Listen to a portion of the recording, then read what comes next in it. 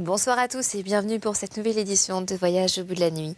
On poursuit toujours donc les aventures de Françoise Turel dans Les Déracinés de Maurice Barrès. En attendant, si vous venez de nous rejoindre, je vous invite chaleureusement à vous installer sur votre canapé pour suivre cette lecture. En attendant, moi je vous souhaite un excellent moment en ma compagnie dans Voyage au bout de la nuit. Cette Léontine, disait Romer Pascher à Sturel, est abominable. Je te déconseille également l'âme ironique, susceptible et glacée de certaines bourgeoises qui pullulent dans des maisons plus estimables. Elles négligent d'aimer à plaire pour réclamer des égards et pour jalouser les robes de leurs amis. Mais je puis te montrer des petites filles imprévues et toutes gaies. Elles comprennent que leur charme est de rire et de paraître vicieuses. Je dis paraître car, à moins qu'elles ne soient débutantes ou déjà poitrinaires, leur tempérament est fort modeste. Elles mangent beaucoup et boivent juste assez pour être amusantes. On comprend qu'un quartier si plaisant, approprié à la médiocrité de tous les appétits, recrute ces créatures parmi les plus fraîches, les plus réussies de la jeunesse indigente à Paris et dans la province. De ce troupeau, parfois, une ou deux se détachent qui font voir et toucher des charmes triomphants et qui dominent aussitôt ce grouillement de garçons échauffés par la concurrence et le souci du paraître, autant que par l'âge. Elles-mêmes, pour leur orgueil naïf et joyeux, sont curieuses à observer. En dépit de la monotonie professionnelle, ces spectacles sont propres à augmenter chez des jeunes gens la connaissance des réalités. Romer Pascher ait pris l'habitude de ne jamais plaisanter les femmes. Et ce ton grave qui semble les toucher vivement, ces agités de choix traversent la brasserie mais n'y demeurent pas. C'est un refuge. C'est une montre où elle rentre après chaque amant quitté pour vivre en bavardant jusqu'à une nouvelle aventure. Au reste, ces créatures sacrifiées par la société à la jeunesse mâle ne font qu'apparaître. Quand elles remplissent avec conscience leur fonction, qui est de mettre de l'entrain à la brasserie, au restaurant, à Bullier et vers l'aube, aux halles, en 4 ou 6 ans elles disparaissent. Ce mélange de mort et de beauté aurait intéressé Sturel si Madame Aravian et Mademoiselle Allison ne l'avaient heureusement dispensé des soucis de son cœur à pourvoir. Romer Pascher le fit dîner un jour au Boulan du boulevard Saint-Michel. Ils virent applaudir telle toilette nouvelle de Marie Pascot, alors adorée de toute la jeunesse avec une émotion, un enthousiasme qui peuvent donner une très bonne idée de ce qui furent, d'après la tradition universitaire, les sentiments des Grecs, gens de loisirs et qui donnaient à la volupté aujourd'hui toute individuelle un caractère social. Toute jeune, et les yeux magnifiques de cette gravité qui naît à contempler la mer ou des prairies interminables, elle était noble comme un jeune berger qui pousse son troupeau sous un ciel menaçant d'orage. Sturel, de qui le goût passé pour épurer, prit plaisir à contempler ces formes sarrasines, cette marche sûre de pêcheuse sur le sable, ce teint doré qui éclairait tous ces amants naturels de son ami. Romer Pascher ressentit durant la soirée cette tristesse qui accompagne les premiers mouvements de l'amour. Cette jeune femme était toujours distraite, inquiète, hâtive. Son beau regard à tout instant se jetait de côté, sans qu'on pût deviner de quel pas, de quelle attente elle frissonnait. Ses journées semblaient des haltes dans une fuite. Romer Pascher put l'embrasser 2 ou 3 fois au prix de sacrifices notables et après des délais fort ennuyeux. Ces longs intervalles empêchèrent qu'ils aient compromis son cœur, que la solitude pourtant disposait à la tendresse. Quoi qu'en dise la légende, les années de la première jeunesse, dans les villes du mois, sont laides. L'homme ne s'est pas encore fait la vie qu'il mérite. Des distractions et une société l'emprisonnent, qu'il n'a pas choisie. Plus tard, comme un heureux mollusque, il aura sécrété sa coquille. Au jeune homme, la ville la plus pleine, où qu'il se porte, est vide. Sa belle fougue de sens et de sentiments, comment la contenter? Le monde, la société où il n'avait pas ses entrées, n'eussent offert aucune ressource à ce Romer Pascher merveilleusement intelligent, mais qui vient de province avec des formes lourdes et une conversation sans goût. Dans un salon, l'adolescent qui a vécu 10 ans au lycée est plus occupé à faire son attitude qu'à jouir des autres. D'ailleurs, quand Romer Pascher se serait délivré de ses premières tares, son âge eût inspiré peu de confiance aux femmes. Elles veulent pour leur tranquillité un ami prudent, dont la passion n'éclate pas.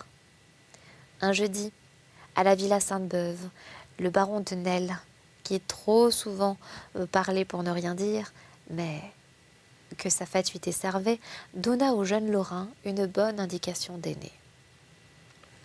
Avant 30 ans, il est presque impossible dans la société que nous plaisions aux femmes, ou du moins qu'elles se confient mieux. Enfin, ou du moins qu'elles se confient à nos assurances. Et encore, 40 ans vaudrait mieux. Aujourd'hui, Madame X, en me disant « Je ne suis pas contente du roman que vous m'avez conseillé ou de la pièce que j'ai vue hier soir », saurait me faire entendre que je l'ai peiné par quelque négligence. À votre âge, disait-il à Sturel vexé, le front est trop prompt à rougir. Que des centaines de jeunes gens prennent si bas leur premier usage de la femme, voilà l'origine des malentendus irrémédiables. Mais il faut exploiter au mieux des pires situations. Romer Pêcheur, Suré-le-Fort, Saint-Flin en 1883, à moins d'être favorisés par un incroyable hasard, ne pouvaient trouver que les maîtresses les plus vulgaires envers qui, pour conclure, ils eussent nécessairement commis une lâcheté. La débauche papillonne leur déplaisait.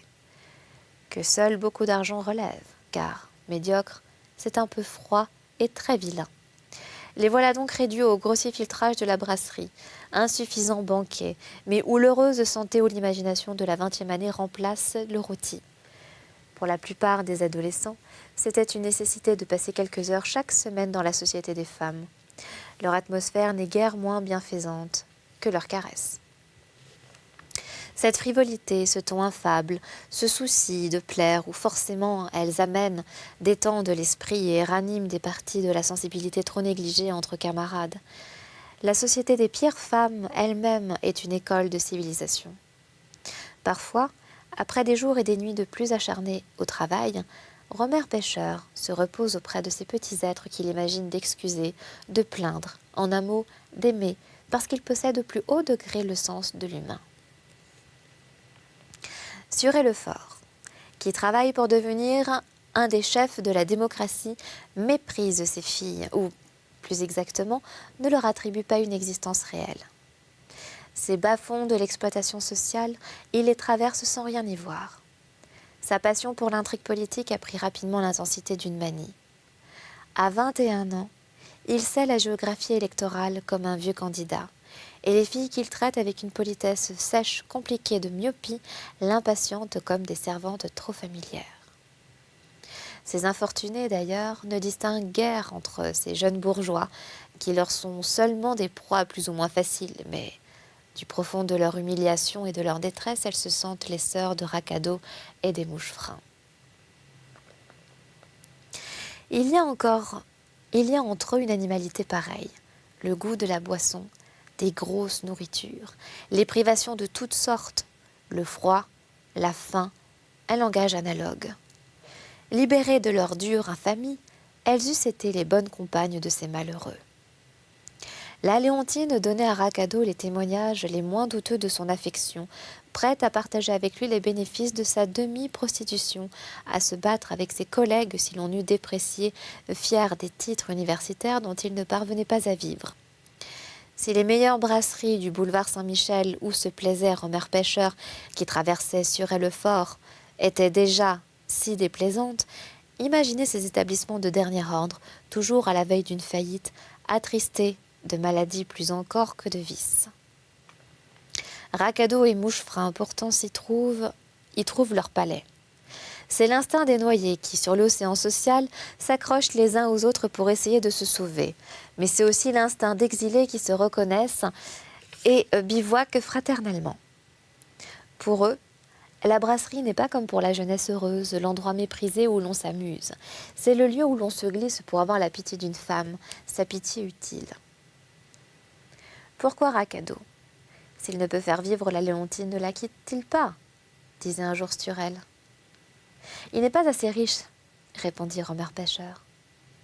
Parole inexacte. C'est vrai que la Léontine sert de rabatteur pour que des filles confient à Racado l'argent qu'il jouera aux courses, mais eût-il raflé tous les hippodromes, et quand il pourrait acheter la plus grosse étude de Paris, cette fille, peuple, serait sa femme d'élection. Le petit Mouchefrein, comme il arrive assez souvent chez des êtres bas sur pattes et qu'on croirait malingres, était un engagé et constant amateur de femmes. Si débile, mal bâti. Il leur réservait pourtant de puissants arguments. Romer Pêcheur considérait même cette particularité de son camarade comme une vérification d'une loi fameuse de Godefroy Saint-Hilaire. Elle a été prévue par Goethe, qui s'écrie « La nature a son budget fixe. Quand elle a fait d'une part un excédent de dépenses, il faut qu'elle se rattrape ailleurs. » Mais les bénéfices de cet Hercule... Oui, c'est ça. Mais les bénéfices de cet Hercule nain eût pu tirer de ces virements secrets étaient indéfiniment différés, faute d'argent. Au long soir d'été, beau dans le Luxembourg, sortant d'une triste crèmerie, ce fils de paysan enrageait de sa solitude. La brave Léontine lui fit une réputation, lui assura quelques agréments. Mieux encore, bien qu'à de certains jours, elle et Racado souffrissent d'avoir à diviser leurs vivres, il leur dut de ne pas périr de faim. Racado et Mouchefrein, sur ces pentes de la montagne consacrées aux grands hommes, s'ils n'arrivent pas à profiter de l'héritage national à des richesses capitalisées par l'humanité, participent au moins de la société animale, de la sociabilité animale. L'homme qui cherche du travail n'a plus de vêtements propres et aussi dépourvu que la prostituée en guenille. Celle-ci et celui-là prennent en place le jeune bourgeois dont il s'ingénie à soutirer la pièce de 40 sous. Ils souffrent également de leur chambre froide, de leur nuit sans bougie, de l'insolence du garçon d'hôtel. C'est par la même série d'humiliations injustes, puis de turpitudes nécessaires qu'ils acheminent à la pleine et délibérée infamie. Racado et Mouchefrein souffrent la faim, le froid, avilissent et martyrisent leur jeunesse, sans but noble et pour le seul espoir de gagner tout de même un jour quelque argent. Cette brasserie décriée, rue de l'école de médecine, où Racado muet tandis que hurlent les clients sérieux et s'épongeant le front, attend qu'à 2 heures du matin la Léontine compte ses jetons.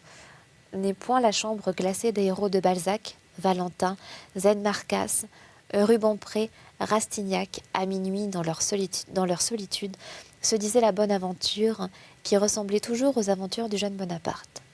Mais Mouchefrein, à la faculté, dans les bibliothèques où il va se chauffer, n'apporte rien que les sentiments des bêtes dans les bois, l'inquiétude jour par jour de son manger, de son abri. Des fauves libres dans leur taillis, voilà ce prolétariat de bachelier. Ils en ont le regard, l'odeur immonde, peut-être les cruautés, les lâchetés, et certainement l'endurance. Est-ce une qualité utile ? Peut-être, mais comme toute force, il faudrait qu'elle fût heureusement dirigée. Moins énergique, Racado retournerait à Custines. Mouchefrein se résignerait à n'être pas un intellectuel, chercherait un métier. À accepter. Voilà ce que n'enseigne pas l'université. On y raille la bonne et humaine philosophie qu'entrevit Saint-Flin au lycée, un jour que, classé à la queue, il disait « Il faut bien qu'il y ait un dernier ». Surelle et Saint-Flin, avec des différences de caste, sont jusqu'à cette heure des Mouchefreins, en ce sens qu'ils flottent au fil de l'eau sans réagir. Il faut l'avouer, Racado leur est supérieur. Réaliste, il ressemble plutôt à Romer Pêcheur. Il a de la volonté et, dans les détails, une méthode assez puissante. Ah, s'il avait, comme Romer Pêcheur, le temps d'être patient. C'est seulement dans les romans historiques qu'un personnage se fixe un rôle auquel il se conforme petit à petit. On ne demande pas à Surelle, Saint-Flin, Mouchefrein, Racado de dessiner dans leur esprit un plan de leur avenir, de s'y promener par avance. Mais dans aucun moment, ils ne se prennent conseil pour s'y soumettre. Des conditions imposées par les circonstances. Ils se composent de vagues chimères et ne veulent rien entendre qui les détourne de cette chasse impossible. Heureusement Sturel, avec ses tantes et sa vieille maison de Neufchâteau, Saint-Flin, avec la terre de Saint-Flin, s'appuie sur des familles raisonnables qui ont constitué un capital. S'ils ne s'amendent pas, ils priveront la collectivité de leur concours. Du moins, ne seront-ils pas atteints dans leur individu ? Qu'ils laissent vaguer leur imagination, soit. L'usure de la vie les débarrassera de cette énergie. Comme le taureau qui se fatigue le garrot à crever de vieux chevaux pour qu'enfin, sur les genoux, ils tombent devant le matador, ils s'épuiseront, eux aussi, sur 36 illusions, et peut-être, un peu vaincus, deviendront-ils sur le tard des éléments sociaux très passables. Mais un garçon sans le sou n'est pas dans la vie comme dans un beau cirque, à tournoyer et à faire jeu de son activité. Il doit l'employer à se nourrir. Ragado et surtout Mouchefrein en sont incapables. Ils ne savent pas un métier déterminé et ils n'ont pas le bon sens de renoncer au rêve de domination que suggère à ses meilleurs élèves l'université. Au bout d'une année de Paris, Ragado et Mouchefrein n'avaient rien tiré de leur misère. Donc ils y avaient perdu.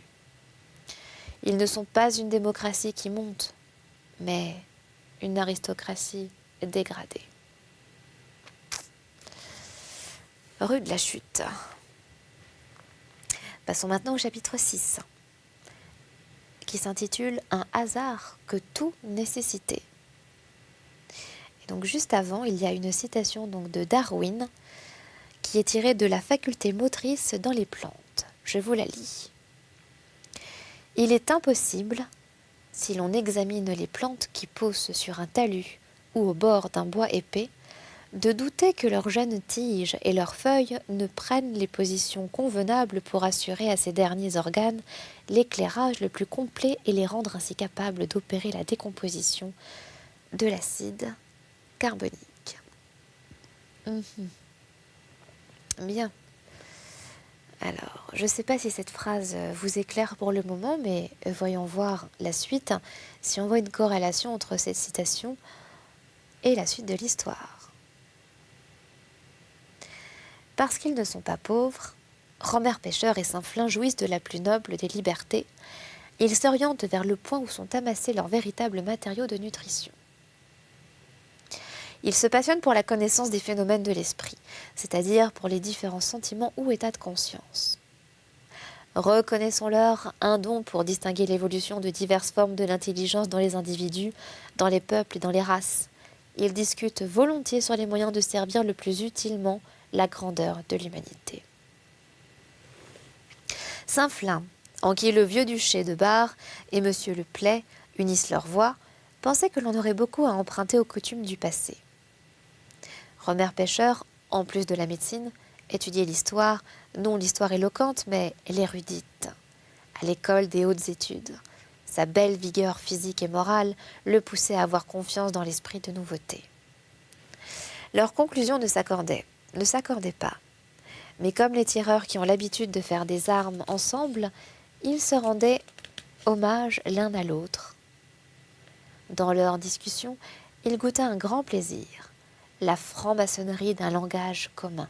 D'ailleurs, elle les amenait fréquemment à soupçonner les autres d'intelligence, quand eux-mêmes n'avaient su ni comprendre, ni se faire comprendre. Enfin, ils étaient gourmands.